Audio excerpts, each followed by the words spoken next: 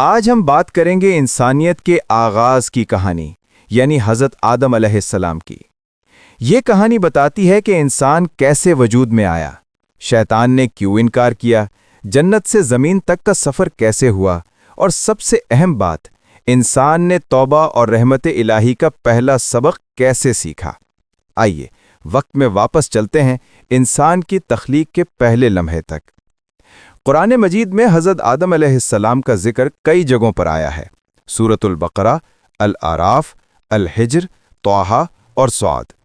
اللہ تعالیٰ نے فرمایا، اور جب تیرے رب نے فرشتوں سے کہا کہ میں زمین میں اپنا خلیفہ بنانے والا ہوں۔ یہ اعلان بہت اہم تھا۔ فرشتے حیران ہوئے۔ انہوں نے کہا، کیا تو ایسے کو بنائے گا جو زمین میں فساد کرے گا اور خون بہائے گا؟ لیکن اللہ نے جواب دیا کہ میں وہ جانتا ہوں جو تم نہیں جانتے، یعنی انسان میں وہ صلاحیت ہے جو کسی اور مخلوق میں نہیں، عقل، شعور اور توبہ کی قوت۔ پھر اللہ نے فرمایا کہ میں نے اسے مٹی سے پیدا کیا۔ یہ مٹی صرف مٹی نہیں تھی، بلکہ اللہ کے حکم سے چمکدار، خوبصورت اور با مقصد بن گئی۔ اللہ نے آدم کی شکل بنائی، اور جب وہ مکمل ہوئی تو اللہ نے اس میں اپنی روح پھونکی۔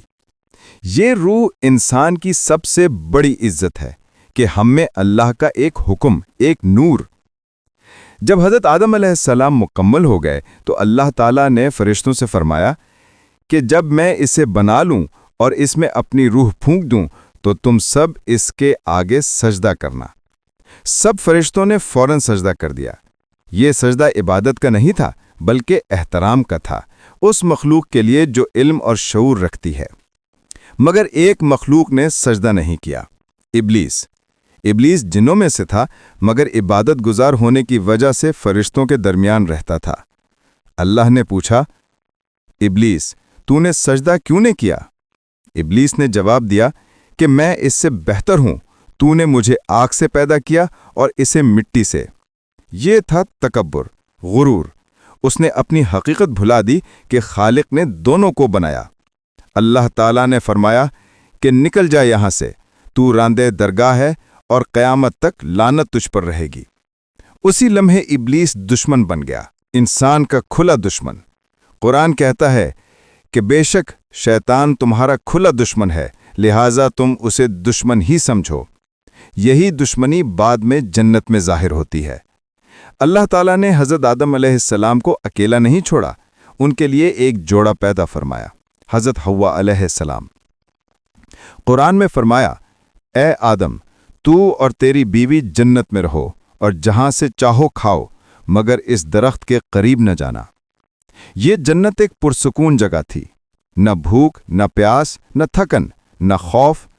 اللہ نے انہیں مکمل نعمتوں سے نوازا، مگر انسان کا امتحان شروع ہو چکا تھا۔ شیطان نے اپنی دشمنی ظاہر کی۔ وہ آدم اور حوا کے پاس آیا اور بہکانے لگا۔ قرآن کہتا ہے کہ شیطان نے ان کے دل میں وسوسہ ڈالا تاکہ ان کی شرم گاہیں ظاہر ہو جائیں۔ اس نے جھوٹ بولا، کہا، اللہ نے تمہیں اس درخت سے اس لیے روکا ہے تاکہ تم ہمیشہ نہ جیو۔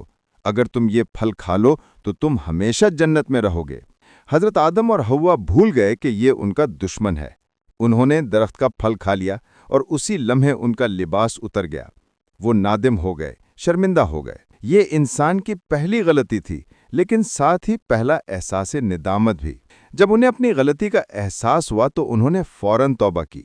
انہوں نے دعا مانگی، اے ہمارے رب، ہم نے اپنی جانوں پر ظلم کیا۔ اگر تو ہمیں معاف نہ کرے اور ہم پر رحم نہ کرے تو ہم نقصان اٹھانے والوں میں سے ہوں گے۔ اللہ تعالیٰ نے ان کی توبہ قبول کر لی۔ یہاں سے انسان نے سیکھا کہ غلطی انسان سے ہو سکتی ہے، مگر دروازہ توبہ ہمیشہ کھلا ہے۔ اللہ نے فرمایا کہ میں ہی توبہ قبول کرنے والا اور رحم کرنے والا ہوں۔ یہاں سے ہمیں سمجھ آتی ہے کہ انسان کی اصل کامیابی غلطی نہ کرنا نہیں، بلکہ غلطی کے بعد اللہ کی طرف لوٹ آنا ہے۔ اللہ تعالیٰ انسانوں کو زمین پر بھیجنے کا حکم دیتا ہے۔ اللہ تعالیٰ نے فرمایا، اب تم سب زمین پر اتر جاؤ، ایک دوسرے کے دشمن بن کر۔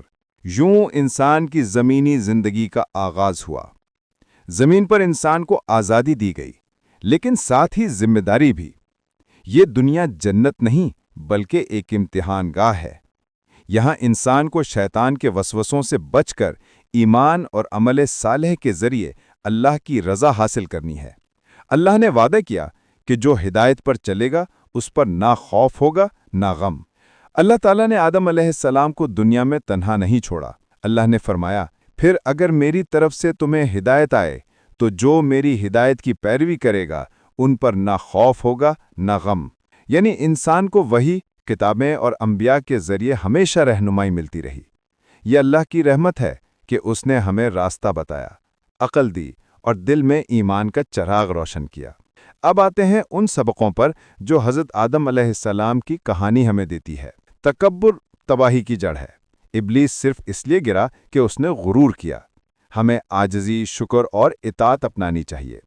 انسان مٹی سے بنا ہے، یعنی سادگی، خاکساری اور نرمی ہمارے مزاج کا حصہ ہونی چاہیے۔ انسان بھول سکتا ہے مگر توبہ کا دروازہ کھلا ہے۔ حضرت آدم نے فوراً معافی مانگی اور اللہ نے قبول کر لی۔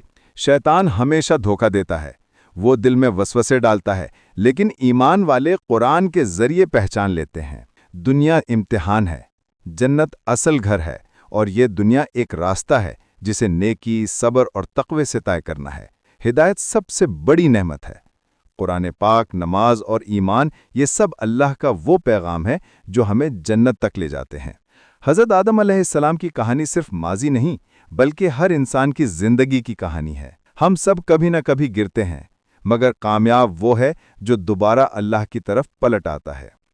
اللہ ہمیں حضرت آدم علیہ السلام کے عمل سے سیکھنے کی توفیق دے، ہمیں تکبر سے بچائے، وسوسوں سے محفوظ رکھے اور ہمیں اپنی رحمت کے سائے میں جگہ دے۔